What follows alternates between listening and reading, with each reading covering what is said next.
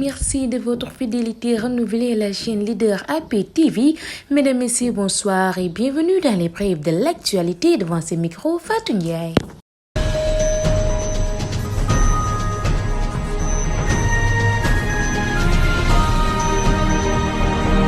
Politique pour démarrer le mouvement Génération de la candidate à la prochaine présidentielle, Anta Babacar, a organisé ce week-end une journée de consultation gratuite et de dépistage des cancers du col de l'utérus dans le département de Pékin. L'objectif, faire bénéficier à la population sénégalaise, en particulier celle de Pékin, des soins médicaux essentiels. Une équipe médicale composée de gynécologues, de pédiatres et d'ophtalmologues a été déployée au service des nécessités. En effet, le mouvement Génération Anta Babacar plaide pour un accès aux soins médicaux pour tous. Au total, 226 personnes ont été consultées. À cet effet, les initiateurs remercient tous les professionnels de la santé et des bénévoles qui ont contribué à la réussite de cet événement. Restons toujours dans le domaine de la politique. Le président de la République commence sa tournée économique ce lundi. Macky Sall se rendra dans les régions de Kédougou, Kaffrine, Kaolack et Fatick. Pour cette première étape, le chef de l'État a dans son agenda un conseil présidentiel et l'inauguration de la route Kédougou-Salémata. À Kédougou aussi, il y aura également les audiences politiques régionales. Ainsi, pour préparer son arrivée, le mouvement des enseignants républicains sonne la mobilisation. Cette rencontre avec les enseignants des 3 départements de Saraya, Salémata et Kédougou sera l'occasion pour le président Sall de se pencher sur le déficit d'enseignants, un problème majeur auquel est confronté le secteur éducatif depuis des années. Partons à Tivaoune. Selon l'observateur de ce lundi 13 novembre, 2 cas d'évasion se sont déroulés à la maison d'arrêt et de correction de Tivaoune. Un des évadés se nomme Ndefei. Il s'agit d'un ex-détenu de la prison de Mbour qui s'est fait transférer à Tivaoune.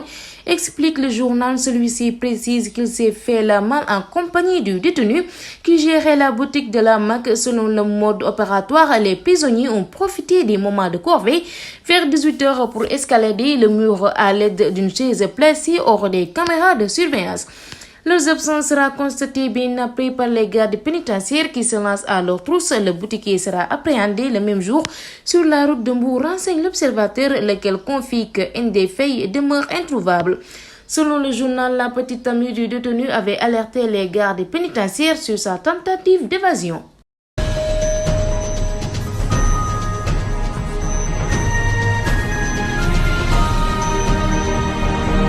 En sport, pour terminer, les équipes africaines qui s'étaient illustrées lors de la première journée ont connu des revers ce lundi. Lors de la deuxième journée de la Coupe du Monde U17, le Mali, confronté à l'Espagne, a subi une défaite de 1-0. Les jeunes Maliens réduits à 10 suite à l'expulsion de leur attaquant vedette, Mamadou Doumbia. 40 minutes ont manqué de nombreuses occasions. Les Espagnols, jouant en supériorité numérique pendant une longue période, ont finalement marqué l'unique but de la rencontre grâce à Hernandez à la 62e minute. Suite à cette défaite, le Mali, qui avait remporté son premier match contre l'Ouzbékistan 3-0, doit impérativement remporter son dernier match contre le Canada pour se qualifier pour le deuxième tour. L'autre équipe défaite est le Maroc. Les Lionceaux de l'Atlas, qui avaient battu le Panama 2-0, ont été vaincus ce lundi par l'Équateur 2-0. Le Sénégal, après sa victoire contre l'Argentine 2-1 lors du premier match, affrontera la Pologne demain lors de la deuxième journée du groupe D. Nous voilà en termes de ces brèves de l'actualité. Merci de l'avoir suivi.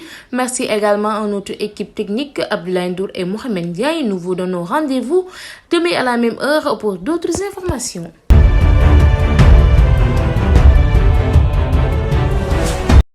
Assalamu alaikum wa rahmatullahi ta'ala wa barakatuhu. Mbokku APTV seen mbokk Abdoul Aziz Soggu Al Mansour mu ngi leen di nuyu di leen ziyaara di nuyu mbooleem koo xam ne mu ngi topp site internet bi di APTV di ko bàyyi xel. ñu ngi lay nuyu foo mën a nekk di la ziyaara di am mbégte ak kontaan ci di yëkkati sunu kàddu muy jaar fii ci site bi di AP. mbokk yi ñu fas yéene leen a baaxee njariñ lu am solo ci ñi nga xam ne ñoo yor feebar bi ñuy wax estomac. mu nekk feebar bu lëmbe jamono nag ñu fas yéene leen ko baaxe ci garabu walaf ñu di ko wax faju cosaan. yow mi feebar bi la jël te mu leer ni moom moo la yore, dangay wut doomi neb bu ñuy wax neb walaf, nga wut ca doom ya, nga wut xasum soon, garab gu ñuy wax soon, nga wut tamit xasum nete te ñu gën ko xam ci wóol, nga wut tamit fuyaar, bu la neexee sunguf bi day am. su ko defee nga wut tuuti lay duur nga boole ko ak moom, boole leen ñoom ñépp def leen sunguf. soo ko defee sunguf, nga jël xobi daqaar, maanaam xobi daqaar yi nag ñaari ngëbi loxo nga cay wut. soo ca wutee ñaari ngëbi loxo nga baxal ko ci 1 litre ndox ak dimi. boo ko baxalee ba mu bax, nga jël 4 kuddu ci sunguf see ma la waxoon ñu gën ko xam ci njëfaan, li nga boole woon def ko benn, nga natt ca 4 kuddu def ko ci ndox mu tàng mi nga baxal te xobi daqaar yi ne si. waaye danga koy bàyyi nag, teggi ko bàyyi ko ba mu sedd, nga jël ndox mi segg ko comme ni ñuy segge kafe.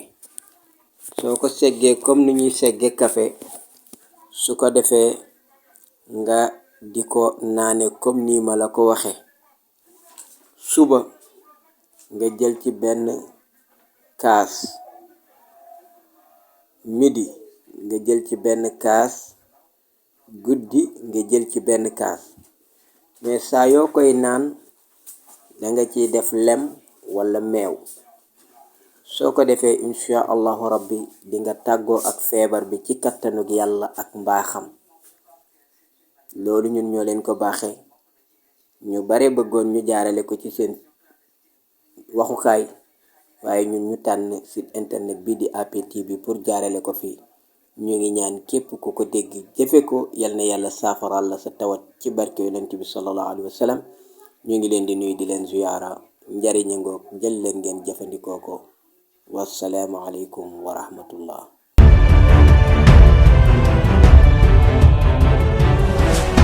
Assalamualaikum warahmatullah, chers amis internautes, amis de APTV, ñu ngi leen di nuyu di leen ziar. Coach Ousmane Lopez pour une motivation de sport.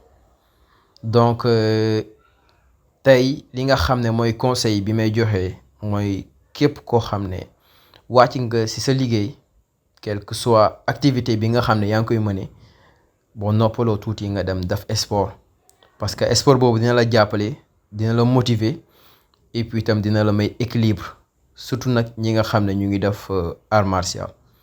Parce que déjà sport bi dina sculpter sa yaram, mais dina dëgëral sa ay cër, muy les muscles des bras, du tronc, les fessiers et les jambes. Abdos yi tamit macha allah dina ko liggéey. Mais surtout nag ñi nga xam ne ñu ngi def art martial bi, di nga yéeg, di nga daanu, di nga jugaat, te dina la jàppale bu baax a baax, yokk sa persévérance, yokk sa courage, mais aussi tam combat bi ni nga koy mënee ci biir salle bi, noonu nga ko nar a mënee ci li nga xam ne mooy say activité quotidienne. Donc tey loolu moo nekkoon motivation bi ñu leen andiloon, seen xarit Ousmane Lopez, di leen jox daje ci beneen numéro.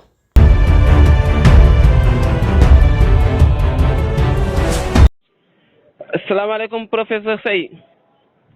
maaleykum salaam Abdou Aziz Thion APTV. professeur maa ngi lay nuyu bu baax di la ziar. maa ngi lay nuyu di la delloo ziar. di la wax ne yaa ngi en direct ci suñu rubrique penc mi. di la dalal ci bu baax a baax. waaw penc mi moom am na solo lool, parce que ñun li ñuy wax yëpp ci penc mi lañ ko bëgg di wax pour que ñëpp di ko dégg. macha allah. macha allah ah professeur mu mel ne nag yaa ngi fekk baax fi nga xam ne mooy Diamaguène Sicap Mbao. waaw maa ngi fekk baax daanaka Fass Dakar. parce que 1986. la ñu indi fii Mbao. donc bi ñuy ñëw fii ay fukki at yu teg la ñu am. donc fii la ñu màggee daal fii la ñu gën a xàmmee lépp daal. muy Diamaguène Sicap Mbao plus précisément ci quartier bi tudd Fass Mbao. professeur nga yëngu ci acteur de développement mu nekk loo xamante ne yaa ngi ciy yëngu bu baax a baax mu mel da nga teg benn caravane de sensibilisation caravane boobu ana luñ ci mën a jàpp professeur. waaw tey maa ngi wax ci turu superviseur bu commune Diamaguène Sicap Mbao ci projet bu ñuy wax projet de lutte contre les inondations. nga xam ne état du Sénégal moo ko financé dénk ko APIX dénk mission USAID bi benn groupement bu ñuy wax BASEP Lukuman West Africa donc man ma nekk ci superviseur. fas yéene ci suñu plan d'action dans le cadre de la mise en œuvre de nos activités de sensibilisation di fas yéene def ci benn caravane ànd ci ak mairie bu Diamaguène Sicap Mbao. mu mel ni nag yéen a ngi koy jàpp niki mercredi bii di ñëw yéen ngeen war a déparé fi nga xamante ne mooy mairie bu Diamaguène Sicap Mbao ana fan ngeen war a déparé ban heure ak fan ngeen war a teere jamono ji. waaw dëgg la comme ni ñu ko waxee ñu ngi ko jàpp àllarba mooy mercredi bi le 15 novembre 2023 ñu war a tàmbali ci bu 10 heures jotee buntu mairie Diamaguène Sicap Mbao devant l'honorable député le maire Cheikh Aliou Bey mais également devant toutes les autorités les élus locaux et les acteurs de lutte contre les inondations donc bu ñu fa jógee itinéraire bii la ñu bëgg a jël déparé ci mairie bi jël route nationale Fass Mbao bi jël route cité Mandela bi ñëw Daaru Salaam Pasteur noonu ñëw rond-point Fass Mbao dugg tali Maam Jaara bi génnee ci tali karo bi def Médina Fass Mbao Sam-Sam 3 Sam-Sam 2 Sam-Sam 1 foofu yëpp suñuy ouvrage mi yoo xam ne APIX moo ko defar continuer dem Aynou Mady dugg biir Amdalaay 4 Amdalaay 5 génn Jaksal 2 Guy Saput daal di dugg noonu dem Médina Marème arrêté Sidi daal di dugg noonu génnee fële Ndiaga Baar dugg biir Daaru Salaam laal marché Diamaguène bi tuuti ensuite dugg biir Daaru génnee si quartier Abdou Ndiaye génnee Taïf dugg Sicap Mbao jaar marché mercredi bi ensuite doog a dellu Fora delluwaat ci mairie bi donc loolu mooy itinéraire bi. voilà professeur mu mel ni nag li nga wax yëpp dafa nekk ci biir Diamaguène mais est-ce que projet bi ci Diamaguène rek la nekk wala laal na yeneen communes yi nga xam ne moo wër Diamaguène. ok comme ni ma ko waxee projet bi projet état la. ñëpp xam nañ ne autoroute à péage bi ñu ko defee. APIX dafa initié projet bu ñuy wax projet de lutte contre les inondations. ñu koy wax PIS Pikine Irrégulier Sud. boo déggee PIS mooy les communes yi nekk ci zone boobu ci Pikine Irrégulier Sud muy Guinaw Rail Sud Guinaw Rail Nord. Thiaroye-sur-Mer dugg na ci léegi Thiaroye Gare Tivaouane Diacksao ak Diamaguène Sicap Mbao donc 6 communes yooyu moom la ñuy wax PIS. ñu def phase 1 bi ci phase 1 bi la ñu réaliser ay bassins yu bari ay connecteurs ak ay grilles avaloirs mais ay infrastructures ay édifices publics lu mel ne ay maisons de la femme ay cases des tout-petits ci communes yi yëpp ma lay wax ay écoles primaires def nañ ko fa accompagner les ASC les acteurs communautaires les postes de santé donc loolu ci phase 1 bi la woon phase 2 bi nag li ci am muy particulier mooy dafa am léegi ku ñu dénk communication bi ñun suñu groupe bi koy wax BASEP Lukuman West Africa BASEP c'est les Burkinabé Lukuman West Africa fii lañ nekk Sénégal ñoom ñaari ñoo boole seen doole donc état comme APIX la dénk projet bi mu ànd ci ak ONAS parce que affaire assainissement la ànd ci ak AGETIP mooy affaire ouvrage yi mooy jël entreprise yu mel ne ay CSE ñoom ñooy nekk sur le terrain am na aussi benn cabinet de contrôle am na benn kii boo xam ne ñoom ñoo aussi médiation bi benn organisation donc loolu yëpp ci projet bi la mais ñun daal ñoo yore tout ce qui est mission IEC donc comme ni ma ko waxee def nañu ay activités yu bëree bëri ci wàllu ay VAD ci wàllu plaidoyer ci wàllu ci mosquée yi ci wàllu ay causeries yi ñuy def ak femmes mais tey ñu bëgg a def vraiment benn caravane bu mag ci thème boo xamante ne ni ñu koy waxee gestion des déchets durabilité des ouvrages mais des aménagements autour des bassins parce que ñun suñu mission ci ñett actions yi lañ ko tënk ñu xam lan mooy risque d'inondation ak drainage eau pluviale ñu xam ne ndoxu taw presque mën nañ wax mbir yàlla la lu naturel la mais am na loo xamante ne ñun ci suñu dëkkuwaay ci wàllu urbanisation galopante bi ñun dañuy favoriser inondation yi beneen bi ci suñuy jëfin la yoo xam ne ñun ñoo koy def ñu koy wax des pratiques néfastes wala des mauvaises pratiques donc ci loolu la ñu bëgg a waxtaan ak nit ñi yee leen ba ñu xam ne mbalit kenn waru ko tuur ci canalisation wala ci bassin ndox boo xam ne du ndoxu taw aussi waroo ko def ci ouvrage yi nga xam ne du ndoxu taw woo leen vraiment ci citoyenneté woo leen ci civisme vraiment ku nekk mu def li nga war a def ñu sàmm suñu dëkkuwaay bi bu baax a baax. mais professeur ba waxee waxu civisme aussi loolu dafay am solo ndaxte tamit booy woote civisme tamit jeex na nga jël say motukaay teg ko sur la table ngir ñi nga xam ne ñooy tuuri mbalit mun a jël mbalit moomu am fu ñu ko def est-ce que jël ngeen ci seen motukaay professeur.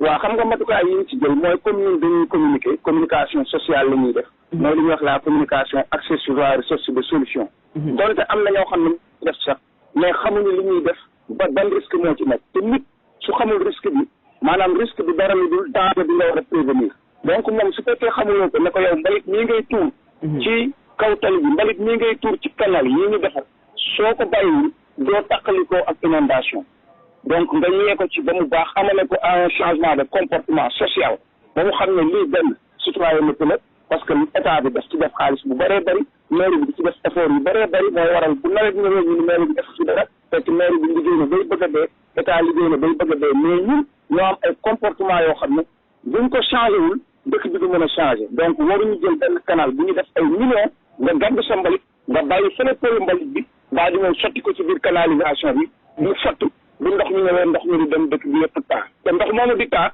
am na ay conséquences sur le plan sanitaire mooy feebar yi sur le plan économique dépenses yi ñu ciy def pour jëlee ko fi ñu ngi wax ay milliards yi ñu def ci inondation yi mais si changé woon comportement yi loolu du fi jóge professeur mu mel ni nag caravane boobu doon na loo xamante ne daal lu ñu war a soxal la si biir dëkk bi ndax sensibilisation moom dafa wax ci lépp loo xamante ne day jëmal dëkk bi kanam wante nag professeur yéen ngeen samp kuréel bi mais est-ce que kuréel bi yeneen volet yoo xamante ne dafi yëngu. waaw xam nga ñun comme li ma la wax mission USO la ñu yore. projet bi dafa bëri ay parties prenantes. tey boo xoolee APEX mooy yëngatu ci wàllu ñu war a déplacer parce que dafa fi ñuy def la benn ouvrage war leen fay am na ñu fa war a dem war a waxtaan ak ñoom pour xool ñu leen di déplacer. am na entreprise yi ñu ngi si terrain bi ñoom ñoo yor wàllu tabax bi. am na ñoo xamante ne ñoo yor wàllu médiation bi su conflit amee mais am na ñoo xam ne ñoo yor aussi wàllu gestion environnement bi parce que li ñuy def aussi dafay impacter ci environnement bi mais mënoo wax gestion assainissement te boolewoo ci ONAS.